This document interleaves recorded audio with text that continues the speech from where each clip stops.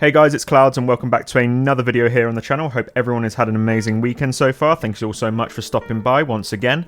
So in today's video, we're going to do part 2 to 5 tips and tricks for beginners, as I do see quite a few new players jumping around these servers, a lot of 30s, 40s, 50 levels around that area. So in today's video, we're going to discuss another top 5 tips and tricks for all you new Vault Dwellers out there. If you guys do enjoy the video, please make sure to hit that like and subscribe button. We're only like 20 away from 500. So thank you all so much for stopping by. And let's get into the video.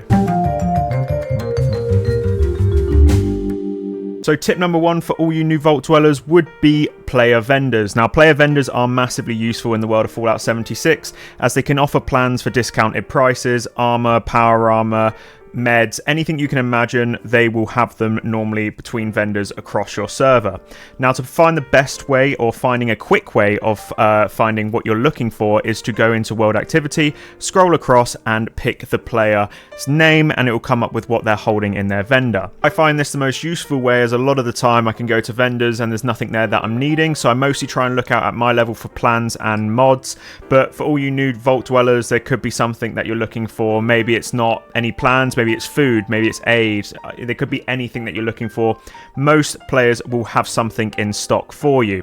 Now, the reason is also you want to go to vendors, as if you're looking for a new plan for a weapon, for instance, and it's costing 5,000-6,000 caps in the White Spring, what you can also do is go to a player vendor and they may have it on sale for something about 700 caps, 600 caps.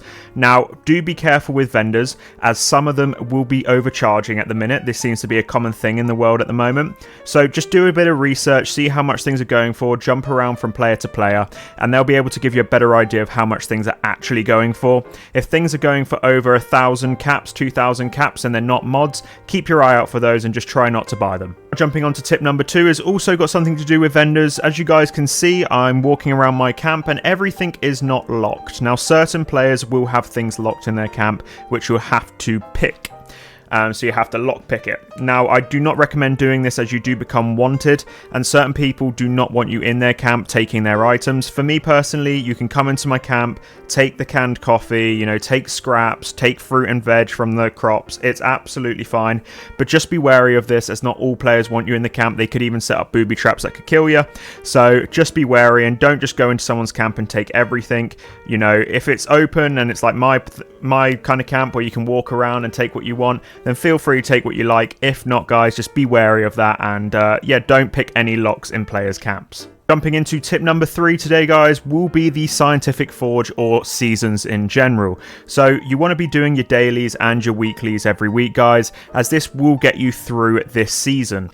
Now, it's important that these get completed, mostly for the player itself, as there's some really good rewards in there, both for Fallout First members and non-Fallout First members. You've got some weapons in there this season, you've got atoms, you've got nuclear key cards, etc., power armor paint, so you've got a lot going on there. Of course, some of them are locked behind Fallout First, but most of the good stuff as well you can also get as a non-Fallout First member, guys. But just jump in, do your dailies. They don't take very long. I'm a little bit behind on my own this week, but yeah, do your weeklies and do your dailies, as it does come in useful, especially on the atom side of things for the cosmetics and the camp upgrades. Moving on to tip number 4, guys, would be jumping into teams. Now, teams are massively important. I'd recommend jumping into one every single time logging into Fallout 76. Now, this should have been mentioned in my previous one, so part 1, but it's a really big point of the game, and I would highly recommend it for a lot of people, as there's quite a few perks. So for me personally, this goes for everyone. If you're in a team, someone else completes a quest, you can get some caps from it. Your carry weight, for me, I got a serum that relies on me going into a team to have plus carry weight, so I always need to do it. You've got loads of different perks in there, guys. I'm not going to mention all of them, but there's quite a lot. Just a quick one to also add is you can share perk cards, which is massive. So always join a casual team or an event team if you're newer to the game. Of course, when you get a little bit more advanced, you can then join raid teams, etc. But try to keep to casual or events, as there's more perks than negatives to do with it. So I just recommend logging in and jumping straight onto a team. Now, the 5th and final tip in today's video, guys, will be public events. Now, part 1 had taking part in public events. Part 2 today will cover not to start public events before more people have arrived. I do see this going on quite a lot with more newer players to the game. If you do decide to join a public event, make sure to wait maybe 5+ minutes just for everyone to join in.